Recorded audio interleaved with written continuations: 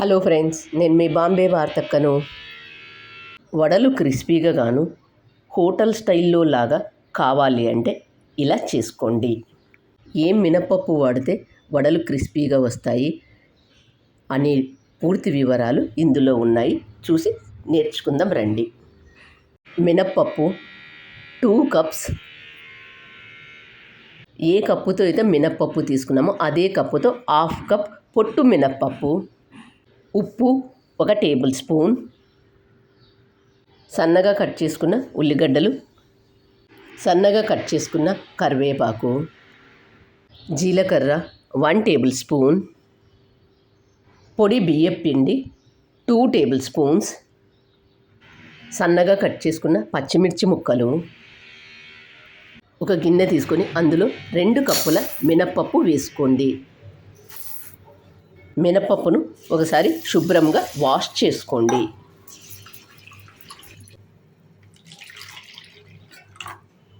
Wash చేసుకున్న వాటిలోకి 4 గ్లాసుల నీళ్లు పోసుకొని మూత మూసి 4 గంటలు నానబెట్టుకోండి. ఏ కప్పుతో అయితే మినప్పప్పు తీసుకున్నామో అదే కప్పుతో 1/2 కప్ పొట్టు మినప్పప్పు వేసుకోండి. వీటిని కూడా ఒకసారి శుభ్రంగా వాష్ చేసుకోండి. వాష్ చేసుకున్న వీటిలోకి నీళ్లు 2 గ్లాసులు పోసుకొని 4 గంటలు నానబెట్టుకోండి. 4 గంటల తర్వాత మూత తీసి ఇందులో ఉండే నీళ్ళన్నీ వంపి వేసుకోండి. అలాగే నానబెట్టుకున్న పొట్టు మినప్పప్పులో నుంచి చేత్తో ఒకసారి అంతా బాగా కలుపుకొని ఇందులో ఉండే నీళ్ళన్నీ వంపి వేసుకోండి. పొట్టు మినప్పప్పు నల్లగా ఉంటుంది కాబట్టి ఇందులో ఉండే పొట్టునంతా చేత్తో ఒకసారి బాగా కలుపుకొని తీసివేయండి. ఇప్పుడు ఒక మిక్సీ జార్ను తీసుకొని ముందుగా నానబెట్టుకున్న మినప్పప్పును సగం వరకు మాత్రమే వేసుకోండి. మిగిలిన సగము పొట్టు మినప్పప్పు వేసి అందులో వేసుకొని ఇలా 2 మినప్పప్పులు వేసుకున్న తర్వాత మూత మూసి మిక్సీ చేసేటప్పుడు కంటిన్యూస్గా చేసుకోవద్దు. మిక్సీ ఆన్ ఆఫ్ చేస్తూ మిక్సీ చేసుకోండి. ఇలా మెత్తగా చేసుకున్న దీన్ని ఒక గిన్నెలోకి తీసుకుందాం. మిక్సీ చేసేటప్పుడు అవసరమైతే 1-2 టేబుల్ స్పూన్లు నీళ్లు వేసుకోండి. అంతకన్నా ఎక్కువ వేసుకోవద్దు. నీళ్లు ఎక్కువ వేసుకున్నట్లయితే ఆయిల్ పీల్చుకుంటాయి. అలాగే మిగతా మినప్పప్పును కూడా వేసుకొని మిక్సీ చేసుకోండి. మిక్సీ చేసుకునేటప్పుడు ఆన్ ఆఫ్ చేస్తూ చేసుకోండి. ఇలా చేసుకున్న పిండిని ఒక గిన్నెలోకి తీసుకుందాం. మిక్సీ చేసేటప్పుడు కంటిన్యూస్గా మిక్సీ చేసినట్లయితే ఆ వేడికి వడలు క్రిస్పీగా రావు. కాబట్టి ఆన్ ఆఫ్ చేస్తూ చేసుకోండి. ఇలా మిక్సీ చేసుకున్న పిండి చేత్తో ఒకసారి అంతా బాగా కలుపుకోండి. కనీసం ఒక 10 నిమిషాలైనా చేత్తో ఇలా బాగా కలుపుకోండి. అప్పుడు వడలు బాగా వస్తాయి.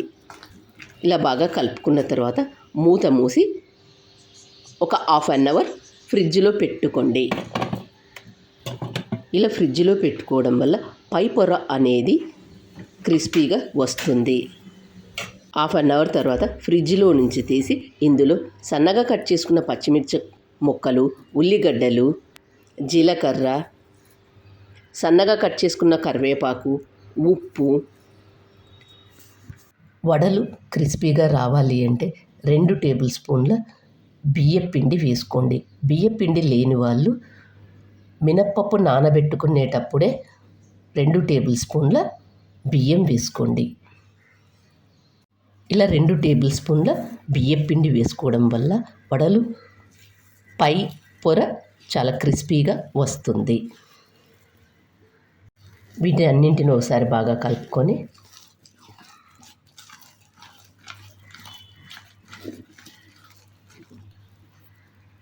గ్యాస్ ఆన్ చేసుకొని వెడల్పాటి బాండీ పెట్టుకోండి.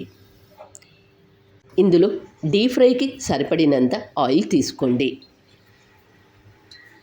ఆయిల్ బాగా వేడైన తర్వాత చేతిని నీళ్ళతో తడి చేసుకొని ముందుగా మనం తయారు చేసుకున్న పిండిని చేతి మీద పెట్టుకొని వేలితో రౌండ్గా చేసుకోండి. దీన్ని ఇప్పుడు మరొక చేతిలోకి తీసుకొని నెమ్మదిగా నూనెలో వేసి కాల్చుకోండి. అక్క ఈ పద్ధతి కష్టంగా ఉంది అనుకునే వాళ్ళకు మరొక పద్ధతి చెప్తాను చూడండి. ఒక కర్చీఫ్ని తీసుకొని తడి చేసుకొని రౌండ్గా ఉన్న గిన్నెకు చుట్టుకొని దీన్ని మరొకసారి చేతితో తడి చెయ్యండి. ఇలా తడి చేసిన తర్వాత దీని మీద ముందుగా మనం తయారు చేసుకున్న పిండిని దీని మీద పెట్టుకొని వేలితో రౌండ్గా చేసుకోండి.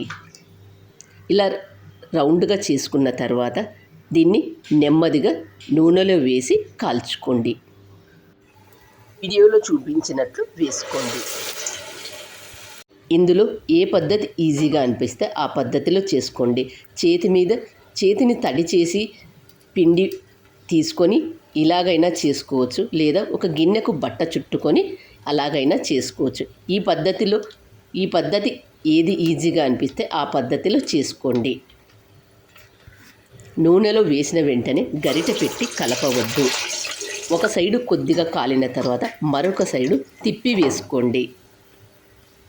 అలాగే రెండు వైపులా కాల్చుకున్న తర్వాత వీటిని ఒక ప్లేట్లోకి తీసుకుందాం.